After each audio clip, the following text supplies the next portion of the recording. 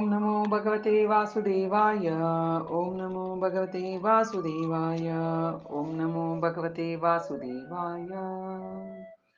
ಹರೇ ಕೃಷ್ಣ ಕೃಷ್ಣ ಕೃಷ್ಣ ಹರೇ ಹರೇ, ಹರೇ ರಾಮ ರಾಮ ರಾಮ ಹರೇ ಹರೇ. ಶ್ರೀಲ ಗುರುದೇವ್ ಕಿ ಜಯ, ಶ್ರೀಲ ಪ್ರಭುಪಾದ್ ಕಿ ಜಯ, ಪಂಚತತ್ವ ಭಗವಾನ್ ಕಿ ಜಯ, ರಾಧಾರಾಣಿ ಕಿ ಜಯ. ಭಗವದ್ಗೀತಾ ಅಧ್ಯಾಯ 2 ಶ್ಲೋಕ 66. ನಾಸ್ತಿ ಬುದ್ಧಿರಾಯುಕ್ತಸ್ಯ ನ ಚಾಯುಕ್ತಸ್ಯ ಭಾವನಾ ನ ಚಾಭಾವಾಯತಃ ಶಾಂತಿರ ಶಾಂತಸ್ಯ ಕುತಃ ಸುಖಂ.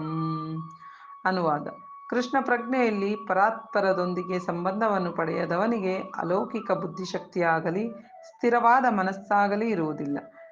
ಇವುಗಳಿಲ್ಲದೆ ಶಾಂತಿ ಇಲ್ಲ, ಶಾಂತಿ ಇಲ್ಲದವನಿಗೆ ಸುಖವೆಲ್ಲಿ? ಭಾವಾರ್ಥ: ಕೃಷ್ಣ ಪ್ರಜ್ಞೆಯಲ್ಲಿ ನೆಲೆಸದಿರುವವನಿಗೆ ಶಾಂತಿಯು ಸಾಧ್ಯವೇ ಇಲ್ಲ. ಆದುದರಿಂದ 5ನೆಯ ಅಧ್ಯಾಯದಲ್ಲಿ 5.29 ಇದನ್ನು ದೃಢಪಡಿಸಿದೆ. ಕೃಷ್ಣನೇ ಎಲ್ಲ ಯಾಗಗಳ ಮತ್ತು ತಪಸ್ಸಿನ ಸತ್ಫಲಗಳನ್ನು ಸವಿಯುವವನು. ಕೃಷ್ಣನೇ ಜಗತ್ತಿನ ಎಲ್ಲ ಅಭಿವ್ಯಕ್ತಿಗಳ ಒಡೆಯ ಮತ್ತು ಕೃಷ್ಣನೇ ಎಲ್ಲ ಜೀವಿಗಳ ಮಿತ್ರ ಎನ್ನುವುದನ್ನು ಅರ್ಥ ಮಾಡಿಕೊಂಡಾಗಲೇ ಮನುಷ್ಯನಿಗೆ ನಿಜವಾದ ಶಾಂತಿ. ಆದುದರಿಂದ ಕೃಷ್ಣ ಪ್ರಜ್ಞೆ ಇಲ್ಲದಿದ್ದರೆ ಮನಸ್ಸಿಗೆ ಒಂದು ಅಂತಿಮ ಗುರಿ ಇರಲು ಸಾಧ್ಯವಿಲ್ಲ. ಅಂತಿಮ ಗುರಿ ಇಲ್ಲದಿರುವುದೇ ತಳಮಳಕ್ಕೆ ಕಾರಣ. ಕೃಷ್ಣನೇ ಎಲ್ಲರನ್ನೂ ಮತ್ತು ಎಲ್ಲ ವಸ್ತುಗಳನ್ನೂ ಸವಿಯುವವನು. ಎಲ್ಲರ ಮತ್ತು ಎಲ್ಲ ವಸ್ತುಗಳ ಒಡೆಯ ಮತ್ತು ಮಿತ್ರ ಎನ್ನುವುದು ಖಚಿತವಾದಾಗ ಮನುಷ್ಯನು ದೃಢ ಮನಸ್ಸಿನಿಂದ ಶಾಂತಿಯನ್ನು ಸಾಧಿಸಬಲ್ಲ. ಆದುದರಿಂದ ಕೃಷ್ಣನೊಡನೆ ಸಂಬಂಧವಿಲ್ಲದೆ ಕಾರ್ಯಪ್ರವೃತ್ತನಾದವನು ತನ್ನ ಬದುಕಿನಲ್ಲಿ ಶಾಂತಿಯಿದೆ ಮತ್ತು ಆಧ್ಯಾತ್ಮಿಕ ಪ್ರಗತಿಯನ್ನು ಸಾಧಿಸಿದ್ದೇನೆ ಎಂದು ಎಷ್ಟೇ ಹೊರಗೆ ತೋರಿಸಿಕೊಂಡರೂ ಖಂಡಿತವಾಗಿಯೂ ಅವನು ಯಾವಾಗಲೂ ದುಃಖದಲ್ಲಿರುತ್ತಾನೆ ಮತ್ತು ಅವನಿಗೆ ಶಾಂತಿ ಇರುವುದಿಲ್ಲ. ಕೃಷ್ಣ ಪ್ರಜ್ಞೆಯು ಸ್ವಯಂ ಅಭಿವ್ಯಕ್ತಿಯುಳ್ಳ ಶಾಂತ ಸ್ಥಿತಿ. ಇದನ್ನು ಕೃಷ್ಣನೊಡನೆ ಸಂಬಂಧ ಸಾಧಿಸಿಯೇ ಪಡೆಯಬೇಕು. ಶ್ಲೋಕ 67. ಇಂದ್ರಿಯಾಣಾಂ ಹಿ ಚರತಾಂ ಯನ್ಮನೋನು ವಿಧೀಯತೆ ತದಸ್ಯ ಹರತಿ ಪ್ರಜ್ಞಾ ವಾಯುರ್ನಾವಾ ವಿವಾಪ್ಮಸಿ. ಅನುವಾದ: ಚಂಡಮಾರುತವು ನೀರಿನಲ್ಲಿರುವ ದೋಣಿಯನ್ನು ಹೊಡೆದುಕೊಂಡು ಹೋಗುತ್ತದೆ. ಅದೇ ರೀತಿಯಲ್ಲಿ ಅಲೆದಾಡುವ ಇಂದ್ರಿಯಗಳಲ್ಲಿ ಒಂದರಲ್ಲಿ ಮನಸ್ಸು ನೆಟ್ಟರೂ ಅದು ಮನುಷ್ಯನ ಬುದ್ಧಿಶಕ್ತಿಯನ್ನು ಅಪಹರಿಸಬಲ್ಲದು.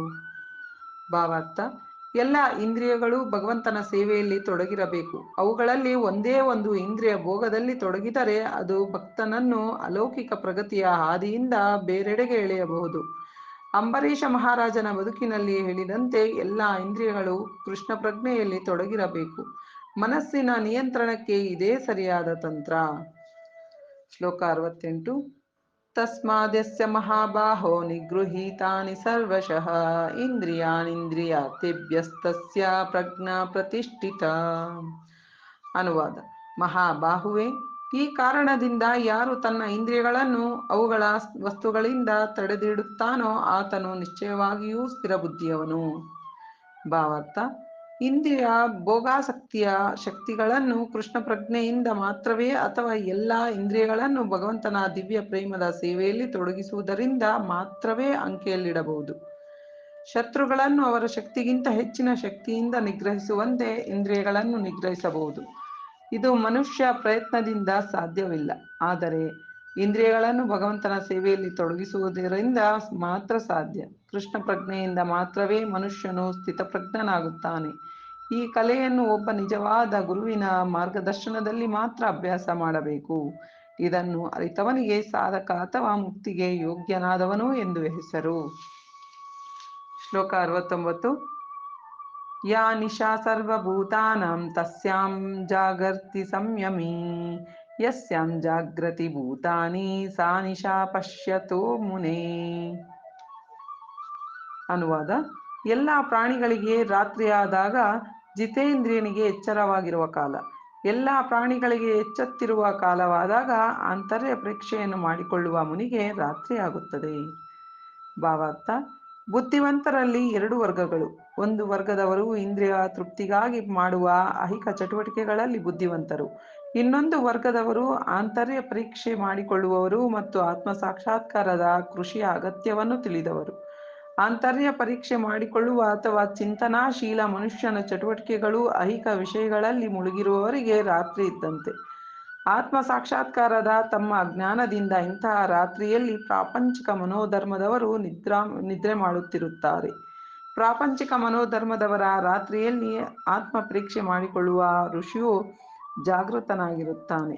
ಆಧ್ಯಾತ್ಮಿಕ ಸಂಸ್ಕೃತಿಯ ಕ್ರಮವಾದ ಪ್ರಗತಿಯಲ್ಲಿ ಋಷಿಗೆ ದಿವ್ಯಾನಂದವಾಗುತ್ತದೆ.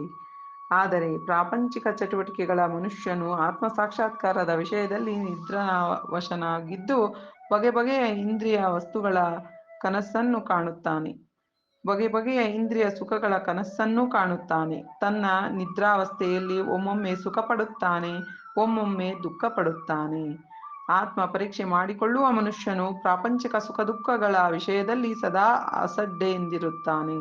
ಪ್ರಾಪಂಚಿಕ ಪ್ರತಿಕ್ರಿಯೆಗಳಿಂದ ವಿಚಲಿತನಾಗದೆ ತನ್ನ ಆತ್ಮ ಸಾಕ್ಷಾತ್ಕಾರದ ಚಟುವಟಿಕೆಗಳಲ್ಲಿ ಮಗ್ನನಾಗಿರುತ್ತಾನೆ. ಶ್ಲೋಕ 70. ಅಪೂರ್ಯಮಾನಮಚಲ ಪ್ರತಿಷ್ಠಂ ಸಮುದ್ರಮಾಪಃ ಪ್ರವಿಶಂತಿ ಯದ್ವತ್ ತದ್ವತ್ ಕಾಮಾಯಾಂ ಪ್ರವಿಶಂತಿ ಸರ್ವೇ ಸಾ ಶಾಂತಿಮಾಪ್ನೋತಿ ನ ಕಾಮಕಾಮಿ. ಅನುವಾದ: ಸದಾ ನದಿಗಳು ಪ್ರವೇಶಿಸಿ ನೀರು ತುಂಬುತ್ತಿದ್ದರೂ ಶಾಂತವಾಗಿರುವ ಸಾಗರದಂತೆ ನಿರಂತರವಾಗಿ ಹರಿದು ಬರುವ ಕಾಮಗಳಿಂದ ಮನಸ್ಸು ಕಲಕದಂತಿರುವ ಮನುಷ್ಯನು ಮಾತ್ರವೇ ಶಾಂತಿಯನ್ನು ಸಾಧಿಸಬಲ್ಲ. ಇಂತಹ ಕಾಮಗಳನ್ನು ತೃಪ್ತಿಗೊಳಿಸಲು ಶ್ರಮಿಸುವವನಿಗೆ ಶಾಂತಿ ದೊರೆಯಲಾರದು. ಭಾವಾರ್ಥ: ಸಾಗರವು ಯಾವಾಗಲೂ ನೀರಿನಿಂದ ತುಂಬಿರುತ್ತದೆ.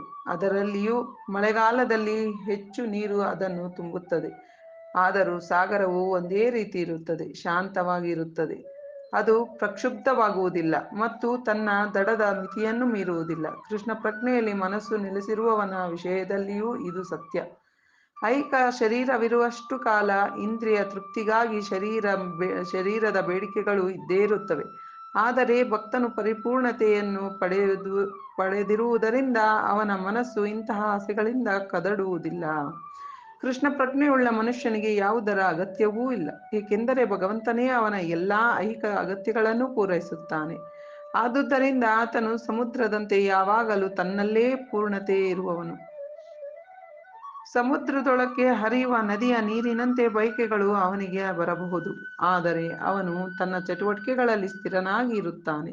ಇಂದ್ರಿಯ ತೃಪ್ತಿಯ ಬಯಕೆಗಳಿಂದ ಅವನಿಗೆ ಒಂದಿಷ್ಟೂ ಕ್ಷೋಭೆಯಾಗುವುದಿಲ್ಲ. ಒಬ್ಬ ಮನುಷ್ಯನಲ್ಲಿ ಕೃಷ್ಣ ಪ್ರಜ್ಞೆಯೂ ಇದೆ ಎನ್ನುವುದಕ್ಕೆ ಇದೇ ಸಾಕ್ಷ್ಯಾಧಾರ.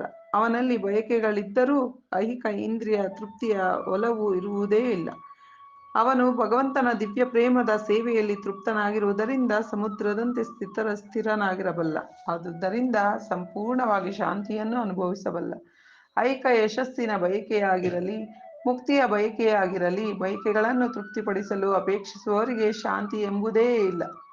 ಕಾಮ್ಯ ಕರ್ಮಿಗಳು, ಮೋಕ್ಷಾರ್ಥಿಗಳು ಹಾಗೂ ಯೋಗ ಸಿದ್ಧಿಯನ್ನು ಬಯಸುವವರು ಪೂರೈಕೆಗೊಳ್ಳದ ಬಯಕೆಗಳಿಂದ ಅಸುಖಿಗಳಾಗಿರುತ್ತಾರೆ. ಆದರೆ ಕೃಷ್ಣ ಪ್ರಜ್ಞೆಯಲ್ಲಿರುವ ಮನುಷ್ಯನು ಭಗವಂತನ ಸೇವೆಯಲ್ಲಿಯೇ ಸುಖ ಹೊಂದುತ್ತಾನೆ. ಅವನಿಗೆ ತೃಪ್ತಿಗೊಳಿಸಬೇಕಾದ ಬಯಕೆಗಳು ಯಾವುವೂ ಇರುವುದಿಲ್ಲ. ವಾಸ್ತವವಾಗಿ ಯಾವುದನ್ನು ಐಹಿಕ ಬಂಧನ ಎಂದು ಕರೆಯುತ್ತೇವೆಯೋ ಅದರಿಂದ ಸಹ ಆತನು ಬಿಡುಗಡೆಯನ್ನು ಅಪೇಕ್ಷಿಸುವುದಿಲ್ಲ. ಕೃಷ್ಣ ಭಕ್ತರಿಗೆ ಪ್ರಾಪಂಚಿಕ ಬಯಕೆಗಳಿಲ್ಲ, ಆದ್ದರಿಂದ ಅವರು ಪರಿಪೂರ್ಣ ಶಾಂತಿಯಲ್ಲಿರುತ್ತಾರೆ. ಶ್ಲೋಕ 71. ವಿಹಾಯ ಕಾಮನ್ಯಃ ಸರ್ವಾನ್ ಪುಮಾಂಶ್ಚರತಿ ನಿಸ್ಪೃಹ ನಿರ್ಮಮೋ ನಿರಂಕಾರಃ ಸಾ ಶಾಂತಿಮಧಿಗಚ್ಚತಿ. ಅನುವಾದ: ಯಾವ ಮನುಷ್ಯನು ಇಂದ್ರಿಯ ತೃಪ್ತಿಯ ಎಲ್ಲ ಬಯಕೆಯನ್ನು ತ್ಯಜಿಸಿದ್ದಾನೋ, ಬಯಕೆಗಳಿಂದ ಮುಕ್ತನಾಗಿ ಬದುಕುತ್ತಾನೋ, ಒಡೆತನದ ಭಾವವನ್ನು ಸಂಪೂರ್ಣವಾಗಿ ಬಿಟ್ಟಿದ್ದಾನೋ ಮತ್ತು ಅಹಂಕಾರ ರಹಿತನಾಗಿದ್ದಾನೋ ಅವನು ಮಾತ್ರ ನಿಜವಾದ ಶಾಂತಿಯನ್ನು ಪಡೆಯಬಲ್ಲ. ಭಾವಾರ್ಥ: ಕಾಮರಹಿತನಾಗಿರುವುದೆಂದರೆ ಇಂದ್ರಿಯ ತೃಪ್ತಿಗಾಗಿ ಏನನ್ನೂ ಬಯಸದಿರುವುದು. ಬೇರೆ ಮಾತುಗಳಲ್ಲಿ ಹೇಳುವುದಾದರೆ ಕೃಷ್ಣ ಪ್ರಜ್ಞೆಯನ್ನು ಬಯಸುವುದೇ ವಾಸ್ತವವಾಗಿ ಕಾಮರಹಿತನಾಗಿರುವುದು. ಈ ಜಡದೇಹವೇ ತಾನು ಎಂಬ ಕಲ್ಪನೆಗೊಳಗಾಗದೆ ಜಗತ್ತಿನಲ್ಲಿ ಯಾವುದಕ್ಕೂ ತಾನು ಒಡೆಯನೆಂದು ತಪ್ಪಾಗಿ ಭಾವಿಸದೆ ತಾನು ಎಂದೆಂದೂ ಕೃಷ್ಣ ಸೇವಕ ಎನ್ನುವ ತನ್ನ ನಿಜವಾದ ಸ್ಥಾನವನ್ನು ಅರ್ಥ ಮಾಡಿಕೊಳ್ಳುವುದೇ ಕೃಷ್ಣ ಪ್ರಜ್ಞೆಯ ಪರಿಪೂರ್ಣ ಸ್ಥಿತಿ. ಈ ಪರಿಪೂರ್ಣ ಸ್ಥಿತಿಯಲ್ಲಿರುವವನು ಕೃಷ್ಣನೇ ಎಲ್ಲದರ ಒಡೆಯ, ಎಲ್ಲವನ್ನು ಕೃಷ್ಣನ ಸಂತೃಪ್ತಿಗಾಗಿ ಬಳಸಬೇಕು ಎನ್ನುವುದನ್ನು ತಿಳಿದಿರುತ್ತಾನೆ. ಅರ್ಜುನನು ತನ್ನ ಇಂದ್ರಿಯ ತೃಪ್ತಿಗಾಗಿ ಯುದ್ಧ ಮಾಡಲು ಬಯಸಲಿಲ್ಲ. ಆದರೆ ಅವನು ಸಂಪೂರ್ಣವಾಗಿ ಕೃಷ್ಣ ಪ್ರಜ್ಞೆಯನ್ನು ಪಡೆದಾಗ ತಾನು ಅರ್ಜುನನು ಯುದ್ಧ ಮಾಡಬೇಕೆಂದು ಕೃಷ್ಣನು ಬಯಸುತ್ತಾನೆ ಎನ್ನುವುದಕ್ಕಾಗಿ ಯುದ್ಧ ಮಾಡಿದ. ತನಗಾಗಿ ಯುದ್ಧ ಮಾಡಬೇಕೆಂಬ ಬಯಕೆಯೇ ಅವನಿಗಿರಲಿಲ್ಲ. ಆದರೆ ಅದೇ ಅರ್ಜುನನು ಕೃಷ್ಣನಿಗಾಗಿ ತನ್ನಿಂದಾದಷ್ಟು ಸಾಮರ್ಥ್ಯದಿಂದ ಯುದ್ಧ ಮಾಡಿದ. ನಿಜವಾಗಿ ಕಾಮವಿಲ್ಲದಿರುವುದೆಂದರೆ ಕೃಷ್ಣನನ್ನು ತೃಪ್ತಿಪಡಿಸಬೇಕೆಂಬ ಬಯಕೆಗಳನ್ನು ತೊಡೆದು ಹಾಕಬೇಕೆಂಬ ಕೃತಕ ಪ್ರಯತ್ನವಲ್ಲ. ಜೀವನು ಬಯಕೆಗಳಿಲ್ಲದೆ ಅಥವಾ ಇಂದ್ರಿಯಗಳಿಲ್ಲದೆ ಇರಲು ಸಾಧ್ಯವಿಲ್ಲ. ಆದರೆ ಆತನು ಬಯಕೆಗಳ ಗುಣವನ್ನು ಬದಲು ಮಾಡಬೇಕು. ಐಹಿಕವಾಗಿ ಬಯಕೆಗಳಿಲ್ಲದ ಮನುಷ್ಯನಿಗೆ ಎಲ್ಲವೂ ಕೃಷ್ಣನಿಗೆ ಸೇರಿದ್ದುದು. ಈಶಾವಾಸ್ಯಂ ಇದಂ ಸರ್ವಂ ಎಂದು ತಿಳಿದಿರುತ್ತದೆ. ಆದುದರಿಂದ ಆತನು ಹುಸಿಯಾಗಿ ಯಾವುದರ ಮೇಲಿನ ಒಡೆತನವನ್ನೂ ಸಾಧಿಸುವುದಿಲ್ಲ. ಈ ಅಲೌಕಿಕ ಜ್ಞಾನಕ್ಕೆ ಆತ್ಮ ಸಾಕ್ಷಾತ್ಕಾರವೇ ಆಧಾರ. ಆತ್ಮ ಸಾಕ್ಷಾತ್ಕಾರವೆಂದರೆ ಆಧ್ಯಾತ್ಮಿಕ ವ್ಯಕ್ತಿತ್ವದಲ್ಲಿ ಪ್ರತಿಯೊಂದು ಜೀವಿಯೂ ಎಂದೆಂದಿಗೂ ಕೃಷ್ಣನ ಒಂದು ವಿಭಿನ್ನಾಂಶ. ಆದುದರಿಂದ ಜೀವಿಯ ನಿರಂತರ ಸ್ಥಾನವು ಕೃಷ್ಣನ ಸ್ಥಾನಕ್ಕೆ ಸಮವಾಗಿಯಾಗಲಿ ಅದಕ್ಕಿಂತ ಉನ್ನತವಾಗಿಯಾಗಲಿ ಇರುವುದಿಲ್ಲ ಎನ್ನುವುದನ್ನು ಸಂಪೂರ್ಣವಾಗಿ ತಿಳಿದುಕೊಳ್ಳುವುದು ಕೃಷ್ಣ ಪ್ರಜ್ಞೆಯ ಅರಿವೇ ನಿಜವಾದ ಶಾಂತಿಯ ಮೂಲ ಸೂತ್ರ. ಶ್ಲೋಕ 72. ಏಷಾ ಬ್ರಾಹ್ಮಿ ಸ್ಥಿತಿ ಪಾರ್ಥ ನೈನಾಂ ಪ್ರಾಪ್ಯ ವಿಮುಹ್ಯತಿ ಸ್ಥಿತ್ವಸ್ಯಾಮಂತ ಕಾಲೇಪಿ ಬ್ರಹ್ಮ ನಿರ್ವಾಣ ಮೃಚ್ಯತಿ. ಅನುವಾದ: ಇದು ಆಧ್ಯಾತ್ಮಿಕ ಮತ್ತು ದೇವಸಮ್ಮತ ಬದುಕಿನ ರೀತಿ. ಇದನ್ನು ಸಾಧಿಸಿದ ನಂತರ ಮನುಷ್ಯನು ಭ್ರಮೆಗೆ ಒಳಗಾಗುವುದಿಲ್ಲ. ಸಾವಿನ ಗಳಿಗೆಯಲ್ಲೂ ಮನುಷ್ಯನು ಈ ಸ್ಥಿತಿಯಲ್ಲಿದ್ದರೆ ಭಗವದ್ಧಾಮವನ್ನು ಪ್ರವೇಶಿಸುತ್ತಾನೆ. ಭಾವಾರ್ಥ: ಮನುಷ್ಯನು ಕೃಷ್ಣ ಪ್ರಜ್ಞೆಯನ್ನು ಅಥವಾ ದೈವೀ ಬದುಕನ್ನು ಕೂಡಲೇ ಒಂದೇ ಕ್ಷಣದಲ್ಲಿ ಪಡೆಯಬಹುದು, ಅಥವಾ ಲಕ್ಷಾಂತರ ಜನ್ಮಗಳ ಅನಂತರವೂ ಇಂತಹ ಜೀವಾವಸ್ಥೆಯನ್ನು ಮುಟ್ಟದೆ ಹೋಗಬಹುದು. ಇದು ವಸ್ತುಸ್ಥಿತಿಯನ್ನು ಅರ್ಥ ಮಾಡಿಕೊಂಡು ಒಪ್ಪಿಕೊಳ್ಳುವುದನ್ನು ಅವಲಂಬಿಸಿದೆ. ಖಟ್ವಾಂಗ ಮಹಾರಾಜನು ಸಾಯುವುದಕ್ಕೆ ಕೆಲವೇ ನಿಮಿಷಗಳ ಮೊದಲು ಕೃಷ್ಣನಿಗೆ ಶರಣಾಗತನಾಗಿ ಈ ಸ್ಥಿತಿಯನ್ನು ಸಾಧಿಸಿದನು. ನಿರ್ವಾಣ ಎಂದರೆ ಐಹಿಕ ಬದುಕಿನ ಪ್ರಕ್ರಿಯೆಯನ್ನು ಕೊನೆಗಾಣಿಸುವುದು. ಬೌದ್ಧ ಸಿದ್ಧಾಂತದ ಪ್ರಕಾರ ಐಹಿಕ ಬದುಕು ಮುಗಿದ ಅನಂತರ ಶೂನ್ಯ ಮಾತ್ರವೇ ಇರುತ್ತದೆ. ಆದರೆ ಭಗವದ್ಗೀತೆಯ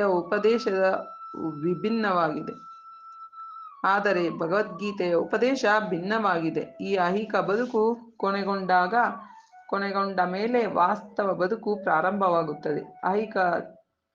ಜಡ ಐಹಿಕವಾದಿಗೆ ಈ ಬದುಕಿನ ಐಹಿಕ ರೀತಿಯನ್ನು ಕೊನೆಗಾಣಿಸಬೇಕು ಎಂದು ತಿಳಿದರೆ ಸಾಕು. ಆದರೆ ಆಧ್ಯಾತ್ಮಿಕವಾಗಿ ಮುಂದುವರೆದವರಿಗೆ ಈ ಐಹಿಕ ಬದುಕಿನಾಚೆ ಇನ್ನೊಂದು ಬದುಕಿದೆ. ಈ ಬದುಕನ್ನು ಕೊನೆಗಾಣಿಸುವ ಮೊದಲು ಮನುಷ್ಯನು ಕೃಷ್ಣ ಪ್ರಜ್ಞೆಯನ್ನು ಪಡೆಯುವಷ್ಟು ಭಾಗ್ಯಶಾಲಿಯಾದರೆ ಆತನು ಕೂಡಲೇ ಬ್ರಹ್ಮ ನಿರ್ವಾಣದ ಹಂತವನ್ನು ಪಡೆಯುತ್ತಾನೆ. ಭಗವಂತನ ರಾಜ್ಯಕ್ಕೂ ಭಗವಂತನ ಭಕ್ತಿಪೂರ್ವಕ ಸೇವೆಗೂ ವ್ಯತ್ಯಾಸವಿಲ್ಲ. ಅವೆರಡೂ ಪರಾತ್ಪರ ನೆಲೆಯಲ್ಲಿರುವುದರಿಂದ ಭಗವಂತನ ಪ್ರೇಮಪೂರ್ವಕ ಆಧ್ಯಾತ್ಮಿಕ ಸೇವೆಯಲ್ಲಿ ನಿರತನಾಗಿರುವುದೆಂದರೆ ಆಧ್ಯಾತ್ಮಿಕ ರಾಜ್ಯವನ್ನು ಸಾಧಿಸಿದಂತೆ. ಐಹಿಕ ಜಗತ್ತಿನಲ್ಲಿ ಇಂದ್ರಿಯ ತೃಪ್ತಿಯ ಚಟುವಟಿಕೆಗಳಿರುತ್ತವೆ. ಆಧ್ಯಾತ್ಮಿಕ ಜಗತ್ತಿನಲ್ಲಿ ಕೃಷ್ಣ ಪ್ರಜ್ಞೆಯ ಚಟುವಟಿಕೆಗಳಿರುತ್ತವೆ. ಈ ಬದುಕಿನಲ್ಲೇ ಕೃಷ್ಣ ಪ್ರಜ್ಞೆಯನ್ನು ಸಾಧಿಸುವುದೆಂದರೆ ಬ್ರಹ್ಮನನ್ನು ಕೂಡಲೇ ಸಾಧಿಸಿದಂತೆ. ಕೃಷ್ಣ ಪ್ರಜ್ಞೆಯಲ್ಲಿ ಸ್ಥಿರವಾಗಿರುವವನು ಆಗಲೇ ಭಗವಂತನ ರಾಜ್ಯವನ್ನು ಪ್ರವೇಶಿಸಿರುತ್ತಾನೆ. ಬ್ರಹ್ಮನ್ ಎಂದರೆ ಜಡಕ್ಕೆ ವಿರುದ್ಧವಾದದ್ದು. ಆದುದರಿಂದ ಬ್ರಾಹ್ಮೀ ಸ್ಥಿತಿ ಎಂದರೆ ಐಹಿಕ ಚಟುವಟಿಕೆಗಳ ನೆಲೆಯಲ್ಲಿ ಇಲ್ಲದಿರುವುದು. ಭಗವದ್ಗೀತೆಯು ಭಗವಂತನ ಭಕ್ತಿಪೂರ್ವಕ ಸೇವೆಯನ್ನು ಮುಕ್ತಿ ಪಡೆದ ಸ್ಥಿತಿ ಎಂದು ಪರಿಗಣಿಸುತ್ತದೆ. ಸಗುಣಾನ್ ಸಮತೀತೈತಾನ್ ಬ್ರಹ್ಮ ಭೂಯ ಕಲ್ಪತೆ. ಆದುದರಿಂದ ಐಹಿಕ ಬಂಧನದಿಂದ ಬಿಡುಗಡೆಯೇ ಬ್ರಾಹ್ಮೀ ಸ್ಥಿತಿ. ಶ್ರೀಲ ಭಕ್ತಿ ವಿನೋದ ಠಾಕೂರರು ಭಗವದ್ಗೀತೆಯ 2ನೇ ಅಧ್ಯಾಯವು ಇಡೀ ಗ್ರಂಥದಲ್ಲಿರುವುದನ್ನೆಲ್ಲ ಹೇಳುತ್ತದೆ ಎಂದು ಸಂಕ್ಷೇಪವಾಗಿ ಹೇಳಿದ್ದಾರೆ. ಭಗವದ್ಗೀತೆಯ ವಸ್ತುಗಳು ಕರ್ಮಯೋಗ, ಜ್ಞಾನಯೋಗ ಮತ್ತು ಭಕ್ತಿಯೋಗ 2ನೆಯ ಅಧ್ಯಾಯದಲ್ಲಿ ಇಡೀ ಗ್ರಂಥದ ತಿರುಳಾಗಿ ಕರ್ಮಯೋಗ ಮತ್ತು ಜ್ಞಾನಯೋಗಗಳನ್ನು ಸ್ಪಷ್ಟವಾಗಿ ಚರ್ಚಿಸಿದೆ ಮತ್ತು ಭಕ್ತಿ ಯೋಗದ ಕ್ಷಣನೋಟವನ್ನು ನೀಡಿದೆ. ಇಲ್ಲಿಗೆ ಶ್ರೀಮದ್ ಭಗವದ್ಗೀತೆಯ ಗೀತಾಸಾರ ಸಂಗ್ರಹ ಎಂಬ 2ನೇ ಅಧ್ಯಾಯದ ಭಕ್ತಿ ವೇದಾಂತ ಭಾವಾರ್ಥವೂ ಮುಗಿಯಿತು. ಹರೇ ಕೃಷ್ಣ. ಶ್ರೀಲ ಗುರುದೇವ್ ಕಿ ಜೈ, ಶ್ರೀಲ ಪ್ರಭುಪಾದ್ ಕಿ ಜೈ, ಪಂಚತತ್ವ ಭಗವಾನ್ ಕಿ ಜೈ, ರಾಧಾರಾಣಿ ಕಿ ಜೈ. ಕೃಷ್ಣಾರ್ಪಣಮಸ್ತು. ಓಂ ನಮೋ ಭಗವತೆ ವಾಸುದೇವಾಯ. ಓಂ ನಮೋ ಭಗವತೆ ವಾಸುದೇವಾಯ. ಓಂ ನಮೋ ಭಗವತೆ ವಾಸುದೇವಾಯ. ಹರೇ ಕೃಷ್ಣ ಕೃಷ್ಣ ಕೃಷ್ಣ ಹರೇ ಹರೇ, ಹರೇ ರಾಮ ರಾಮ ರಾಮ ಹರೇ ಹರೇ. ಶ್ರೀಲ ಗುರುದೇವ್ ಕಿ ಜೈ, ಶ್ರೀಲ ಪ್ರಭುಪಾದ್ ಕಿ ಜೈ, ಭಗವದ್ಗೀತಾ ಕಿ ಜೈ, ಪಂಚತತ್ವ ಭಗವಾನ್ ಕಿ ಜೈ, ರಾಧಾರಾಣಿ ಕಿ ಜೈ. ಭಗವದ್ಗೀತಾ ಅಧ್ಯಾಯ 3 ಕರ್ಮಯೋಗ. ಶ್ಲೋಕ 1. ಅರ್ಜುನ ವಾಚ. ಜಾಯಸಿ ಚೇತ್ ಕರ್ಮಣಸ್ತೆ ಮತ ಬುದ್ಧಿರ್ಜನಾರ್ದನ, ತತ್ ಕಿಂ ಕರ್ಮಣಿ ಘೋರೆ ಮಾಂ ನಿಯೋಜಸಿ ಕೇಶವ. ಅನುವಾದ. ಅರ್ಜುನನು ಹೇಳಿದನು, ಹೇ ಜನಾರ್ದನ, ಹೇ ಕೇಶವ, ಬುದ್ಧಿಯು ಕಾಮ್ಯಕರ್ಮಕ್ಕಿಂತ ಉತ್ತಮ ಎಂದು ನೀನು ಭಾವಿಸುವುದಾದರೆ ನನ್ನನ್ನು ಈ ಘೋರ ಯುದ್ಧದಲ್ಲಿ ತೊಡಗಿಸಲು ಏಕೆ ಬಯಸುವೆ? ಭಾವಾರ್ಥ. ತನ್ನ ಆತ್ಮೀಯ ಗೆಳೆಯನಾದ ಅರ್ಜುನನನ್ನು ಲೌಕಿಕ ದುಃಖ ಸಾಗರದಿಂದ ಉದ್ಧರಿಸಲು ದೇವೋತ್ತಮ ಪರಮಪುರುಷನು ಹಿಂದಿನ ಅಧ್ಯಾಯದಲ್ಲಿ ಆತ್ಮದ ಸ್ವರೂಪವನ್ನು ಬಹು ವಿವರವಾಗಿ ವರ್ಣಿಸಿದ್ದಾನೆ. ಆತ್ಮ ಸಾಕ್ಷಾತ್ಕಾರಕ್ಕೆ ಸೂಚಿಸಿದ ಮಾರ್ಗ ಬುದ್ಧಿಯೋಗ ಅಥವಾ ಕೃಷ್ಣ ಪ್ರಜ್ಞೆ. ಹಲವೊಮ್ಮೆ ಕೃಷ್ಣ ಪ್ರಜ್ಞೆ ಎಂದರೆ ಜಡತ್ವ ಎನ್ನುವ ತಪ್ಪು ಗ್ರಹಿಕೆ ಇರುವುದುಂಟು. ಇಂತಹ ತಪ್ಪು ಗ್ರಹಿಕೆ ಇರುವ ಮನುಷ್ಯನು ಬಹುಬಾರಿ ಶ್ರೀಕೃಷ್ಣನ ಪಾವನ ನಾಮವನ್ನು ಜಪ ಮಾಡಿ ಸಂಪೂರ್ಣ ಕೃಷ್ಣ ಪ್ರಜ್ಞೆ ಸಾಧಿಸಲು ಏಕಾಂತವಾದ ಸ್ಥಳಕ್ಕೆ ಹೋಗಿಬಿಡುವುದುಂಟು. ಆದರೆ ಕೃಷ್ಣ ಪ್ರಜ್ಞೆಯ ಸಿದ್ಧಾಂತದಲ್ಲಿ ಶಿಕ್ಷಣವಿಲ್ಲದೆ ಏಕಾಂತ ಸ್ಥಳದಲ್ಲಿ ಕೃಷ್ಣನಾಮ ಜಪ ಮಾಡುವುದು ಅಪೇಕ್ಷಣೀಯವಲ್ಲ. ಹೀಗೆ ಮಾಡುವುದರಿಂದ ಮುಗ್ಧ ಜನರ ಅಗಾಧ ಮೆಚ್ಚುಗೆ ಲಭ್ಯವಾಗಬಹುದು ಅಷ್ಟೇ. ಕೃಷ್ಣ ಪ್ರಜ್ಞೆ ಅಥವಾ ಬುದ್ಧಿಯೋಗ ಆಧ್ಯಾತ್ಮಿಕ ಪ್ರಗತಿಯ ವಿಜ್ಞಾನದಲ್ಲಿ ಬುದ್ಧಿಯನ್ನು ತೊಡಗಿಸುವುದು ಎಂದರೆ ಕ್ರಿಯಾಶೀಲ ಬದುಕಿನಿಂದ ದೂರವಾಗಿ ಏಕಾಂತ ಸ್ಥಳದಲ್ಲಿ ವ್ರತ ತಪಸ್ಸುಗಳಲ್ಲಿ ನಿರತನಾಗುವುದು ಎಂದೇ ಅರ್ಜುನನು ಭಾವಿಸಿದನು. ಇದನ್ನೇ ಬೇರೆ ಮಾತುಗಳಲ್ಲಿ ಹೇಳುವುದಾದರೆ ಕೃಷ್ಣ ಪ್ರಜ್ಞೆಯನ್ನು ನೆಪ ಮಾಡಿಕೊಂಡು ಬುದ್ಧಿವಂತಿಕೆಯಿಂದ ಯುದ್ಧ ಮಾಡುವುದನ್ನು ತಪ್ಪಿಸಲು ಅವನು ಬಯಸಿದ. ಆದರೆ ಶ್ರದ್ಧಾವಂತ ಶಿಷ್ಯನಾದ ಅವನು ಈ ವಿಷಯವನ್ನು ತನ್ನ ಗುರುವಿನ ಮುಂದಿಟ್ಟು ಅತ್ಯಂತ ಯೋಗ್ಯವಾದ ಕಾರ್ಯಮಾರ್ಗ ಯಾವುದು ಎಂದು ಪ್ರಶ್ನಿಸಿದ. ಉತ್ತರವಾಗಿ ಶ್ರೀಕೃಷ್ಣನು ಈ 3ನೇ ಅಧ್ಯಾಯದಲ್ಲಿ ಕರ್ಮಯೋಗವನ್ನು ಅಥವಾ ಕೃಷ್ಣ ಪ್ರಜ್ಞೆಯ ಕಾರ್ಯವನ್ನು ವಿಸ್ತಾರವಾಗಿ ವಿವರಿಸಿದ. ಶ್ಲೋಕ 2. ವ್ಯಾಮಿಶ್ರೇಣೇವ ವಾಕ್ಯೇನ ಬುದ್ಧಿಂ ಮೋಹಾಯಸೀವ ಮೇ, ತದೇಕಂ ವದ ನಿಶ್ಚಿತ್ಯ ಯೇನ ಶ್ರೇಯೋಹಮಾಪ್ನುವಾಂ. ಅನುವಾದ. ನಿನ್ನ ಸಂದಿಗಾರ್ಥದ ಮಾತುಗಳಿಂದ ನನ್ನ ಬುದ್ಧಿಗೆ ಮೋಹವು ಕವಿಯುತ್ತಿದೆ. ಆದುದರಿಂದ ದಯವಿಟ್ಟು ನನಗೆ ಅತ್ಯಂತ ಶ್ರೇಯಸ್ಕರವಾದ ಮಾರ್ಗವನ್ನು ನಿಶ್ಚಯವಾಗಿ ತಿಳಿಸು. ಭಾವಾರ್ಥ. ಹಿಂದಿನ ಅಧ್ಯಾಯದಲ್ಲಿ ಭಗವದ್ಗೀತೆಯೇ ಪ್ರಸ್ತಾವನೆಯಾಗಿ ಸಾಂಖ್ಯಯೋಗ, ಬುದ್ಧಿಯೋಗ, ಬುದ್ಧಿಯ ಮೂಲಕ ಇಂದ್ರಿಯ ನಿಗ್ರಹ, ನಿಷ್ಕಾಮ ಕರ್ಮ ಇಂತಹ ಹಲವು ಮಾರ್ಗಗಳನ್ನು, ಆರಂಭಿಕ ಶಿಷ್ಯನ ಸ್ಥಾನವನ್ನು ವಿವರಿಸಿದೆ. ಇವನ್ನು ವ್ಯವಸ್ಥಿತವಾಗಿ ನಿರೂಪಿಸಲಿಲ್ಲ. ಕ್ರಿಯೆ ಮತ್ತು ಗ್ರಹಿಕೆ ಸಾಧ್ಯವಾಗಲು ಇನ್ನೂ ವ್ಯವಸ್ಥಿತವಾಗಿ ಮಾರ್ಗದ ರೂಪರೇಷೆಯನ್ನು ಕೊಡಬೇಕು. ತಪ್ಪು ಗ್ರಹಿಕೆ ಇಲ್ಲದೆ ಸಾಮಾನ್ಯ ಮನುಷ್ಯನೂ ಇವನ್ನು ಸ್ವೀಕರಿಸುವುದು ಸಾಧ್ಯವಾಗುವಂತೆ ಗೊಂದಲಮಯವೆಂದು ಕಾಣುವ ಈ ವಿಷಯಗಳನ್ನು ಸ್ಪಷ್ಟಪಡಿಸಲು ಅರ್ಜುನನು ಬಯಸಿದನು. ಮಾತಿನ ಚಮತ್ಕಾರದಿಂದ ಅರ್ಜುನನಿಗೆ ಗೊಂದಲವನ್ನುಂಟು ಮಾಡುವುದು ಕೃಷ್ಣನ ಉದ್ದೇಶವಲ್ಲದಿದ್ದರೂ ಅರ್ಜುನನಿಗೆ ಕೃಷ್ಣ ಪ್ರಜ್ಞೆಯ ಪ್ರತಿಕ್ರಿಯೆಯು ನಿಷ್ಕ್ರಿಯತೆಯೇ ಅಥವಾ ಕ್ರಿಯಾಶೀಲತೆಯೇ ಎಂಬುದು ಅರ್ಥವಾಗಲಿಲ್ಲ. ಎಂದರೆ ಭಗವದ್ಗೀತೆಯ ರಹಸ್ಯವನ್ನು ಅರ್ಥ ಮಾಡಿಕೊಳ್ಳ ಬಯಸುವ ಎಲ್ಲ ಗಂಭೀರ ಅಭ್ಯಾಸಿಗಳಿಗಾಗಿ ಅರ್ಜುನನು ತನ್ನ ಪ್ರಶ್ನೆಗಳ ಮೂಲಕ ಕೃಷ್ಣ ಪ್ರಜ್ಞೆಯ ಮಾರ್ಗವನ್ನು ಸ್ಪಷ್ಟಪಡಿಸುತ್ತಾನೆ. ಶ್ಲೋಕ 3. ಶ್ರೀ ಭಗವಾನುವಾಚ. ಲೋಕೇಸ್ಮಿನ್ ದ್ವಿವಿಧಾ ನಿಷ್ಠಾ ಪುರಾ ಪ್ರೋಕ್ತಾ ಮಯಾ ನಘ, ಜ್ಞಾನಯೋಗೇನ ಸಾಂಖ್ಯಾನಾಂ ಕರ್ಮಯೋಗೇನ ಯೋಗಿನಾಂ. ಅನುವಾದ. ದೇವೋತ್ತಮ ಪರಮಪುರುಷನು ಹೀಗೆ ಹೇಳಿದನು. ಪಾಪರಹಿತನಾದ ಅರ್ಜುನನೇ, ಆತ್ಮ ಸಾಕ್ಷಾತ್ಕಾರವನ್ನು ಪಡೆಯಲು 2 ಬಗೆಯ ಮನುಷ್ಯರು ಪ್ರಯತ್ನಿಸುತ್ತಾರೆ ಎಂದು ಆಗಲೇ ಹೇಳಿದ್ದೇನೆ. ಕೆಲವರು ಅದನ್ನು ಅನುಭವಗಮ್ಯವಾದ ತತ್ವಜ್ಞಾನದ ಊಹೆಯ ಮೂಲಕ ಸಾಧಿಸಲು ಯತ್ನಿಸುತ್ತಾರೆ. ಕೆಲವರು ಭಕ್ತಿ ಸೇವೆಯ ಮೂಲಕ ಸಾಧಿಸಲು ಯತ್ನಿಸುತ್ತಾರೆ. ಭಾವಾರ್ಥ: 2ನೇ ಅಧ್ಯಾಯದ 39ನೆಯ ಶ್ಲೋಕದಲ್ಲಿ ಭಗವಂತನು 2 ಮಾರ್ಗಗಳನ್ನು ವಿವರಿಸಿದನು: ಸಾಂಖ್ಯಯೋಗ ಮತ್ತು ಕರ್ಮಯೋಗ ಅಥವಾ ಬುದ್ಧಿಯೋಗ. ಈ ಶ್ಲೋಕದಲ್ಲಿ ಭಗವಂತನು ಇದನ್ನು ಇನ್ನೂ ವಿಸ್ತಾರವಾಗಿ ವಿವರಿಸುತ್ತಾನೆ. ಸಾಂಖ್ಯಯೋಗವು ಆತ್ಮ ಮತ್ತು ಜಡವಸ್ತು ಇವುಗಳ ಸ್ವರೂಪದ ವಿಶ್ಲೇಷಣಾತ್ಮಕ ಅಧ್ಯಯನ. ಪ್ರಯೋಗಗಳಿಂದ ಪಡೆದ ತಿಳುವಳಿಕೆಯ ಮೂಲಕ ಮತ್ತು ತತ್ವಶಾಸ್ತ್ರದ ಮೂಲಕ ವಿಷಯಗಳ ಬಗ್ಗೆ ಊಹಿಸಲು ಮತ್ತು ಅರ್ಥ ಮಾಡಿಕೊಳ್ಳಲು ಬಯಸುವವರಿಗೆ ಸಾಂಖ್ಯಯೋಗವು ವಸ್ತು. 2ನೇ ಅಧ್ಯಾಯದ 61ನೇ ಶ್ಲೋಕದಲ್ಲಿ ವಿವರಿಸಿರುವಂತೆ ಇನ್ನೊಂದು ವರ್ಗದ ಜನರು ಕೃಷ್ಣ ಪ್ರಜ್ಞೆಯಲ್ಲಿ ಕೆಲಸ ಮಾಡುತ್ತಾರೆ. 39ನೆಯ ಶ್ಲೋಕದಲ್ಲಿ ಭಗವಂತನು ಬುದ್ಧಿಯೋಗ ಅಥವಾ ಕೃಷ್ಣ ಪ್ರಜ್ಞೆಯ ತತ್ವಗಳಿಗೆ ಅನುಗುಣವಾಗಿ ಕಾರ್ಯ ಮಾಡುವುದರಿಂದಲೂ ಕರ್ಮ ಬಂಧನದಿಂದ ಮುಕ್ತವಾಗಬಹುದು ಎಂದು ವಿವರಿಸಿದ್ದಾನೆ. ಈ ಪ್ರಕ್ರಿಯೆಯಲ್ಲಿ ದೋಷವಿಲ್ಲ ಎಂದು ಹೇಳಿದ್ದಾನೆ. 61ನೆಯ ಶ್ಲೋಕದಲ್ಲಿ ಇದೇ ತತ್ವವನ್ನು ಇನ್ನೂ ಸ್ಪಷ್ಟವಾಗಿ ವಿವರಿಸಿದೆ. ಬುದ್ಧಿಯೋಗವು ಪರಮೋನ್ನತವಾದುದನ್ನು ಇನ್ನೂ ನಿರ್ದಿಷ್ಟವಾಗಿ ಕೃಷ್ಣನನ್ನು ಸಂಪೂರ್ಣವಾಗಿ ಅವಲಂಬಿಸಬೇಕು ಮತ್ತು ಈ ರೀತಿಯಲ್ಲಿ ಎಲ್ಲ ಇಂದ್ರಿಯಗಳನ್ನು ಬಹು ಸುಲಭವಾಗಿ ನಿಗ್ರಹಿಸಬಹುದು. ಆದುದರಿಂದ ಈ 2 ಯೋಗಗಳು ಧರ್ಮ ಮತ್ತು ತತ್ವಜ್ಞಾನಗಳಂತೆ ಒಂದನ್ನೊಂದು ಅವಲಂಬಿಸಿವೆ. ತತ್ವಜ್ಞಾನವಿಲ್ಲದ ಧರ್ಮವು ಬರಿಯ ಭಾವ ಅಷ್ಟೇ. ಅದು ಒಮ್ಮೊಮ್ಮೆ ಧರ್ಮಾಂಧತೆಯಾಗುತ್ತದೆ. ಧರ್ಮವಿಲ್ಲದ ತತ್ವಜ್ಞಾನವು ಮಾನಸಿಕ ಊಹೆಯಷ್ಟೇ ಆಗುತ್ತದೆ. ಕಡೆಯ ಗುರಿ ಕೃಷ್ಣನೇ, ಏಕೆಂದರೆ ಸಂಪೂರ್ಣವಾದ ಸತ್ಯವನ್ನು ಪ್ರಾಮಾಣಿಕವಾಗಿ ಅರಸುವ ತತ್ವಜ್ಞಾನಿಗಳು ಕಡೆಗೆ ಕೃಷ್ಣ ಪ್ರಜ್ಞೆಗೆ ಬರುತ್ತಾರೆ. ಇದನ್ನು ಭಗವದ್ಗೀತೆಯಲ್ಲಿ ಹೇಳಿದೆ. ಪರಮಾತ್ಮನಿಗೆ ಸಂಬಂಧಿಸಿದ ಹಾಗೆ ಆತ್ಮನ ನಿಜವಾದ ಸ್ಥಾನವನ್ನು ಅರ್ಥ ಮಾಡಿಕೊಳ್ಳುವುದೇ ಸಂಪೂರ್ಣ ಪ್ರಕ್ರಿಯೆ.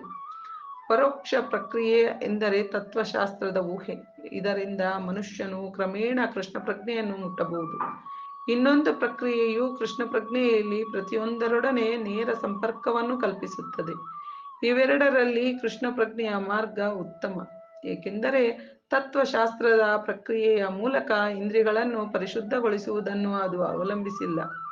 ಕೃಷ್ಣ ಪ್ರಜ್ಞೆಯೇ ಪರಿಶುದ್ಧಗೊಳಿಸುವ ಪ್ರಕ್ರಿಯೆ. ಭಕ್ತಿ ಸೇವೆಯ ನೇರ ವಿಧಾನದಿಂದಾಗಿ ಅದು ಏಕಕಾಲದಲ್ಲಿ ಸುಲಭವೂ ಭವ್ಯವೂ ಆಗಿದೆ. ಶ್ಲೋಕ 4.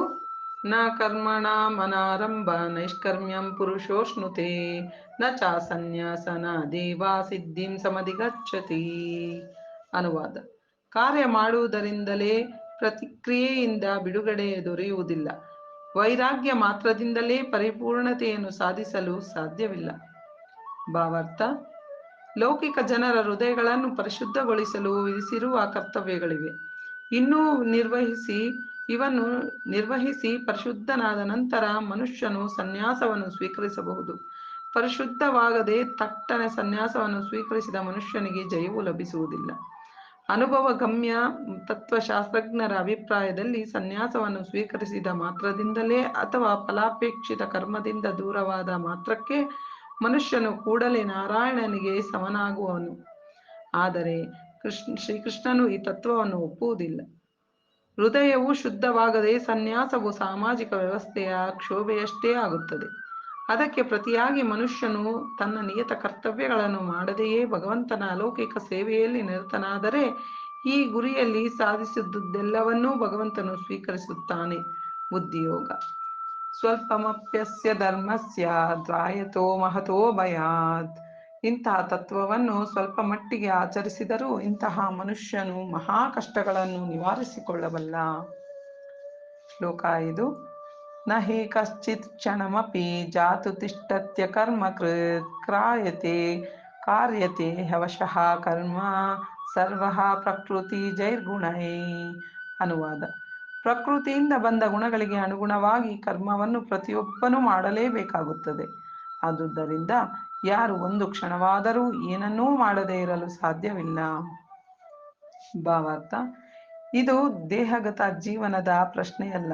ಸದಾ ಕಾರ್ಯನಿರತನಾಗಿರುವುದೇ ಆತ್ಮನ ಸ್ವಭಾವ.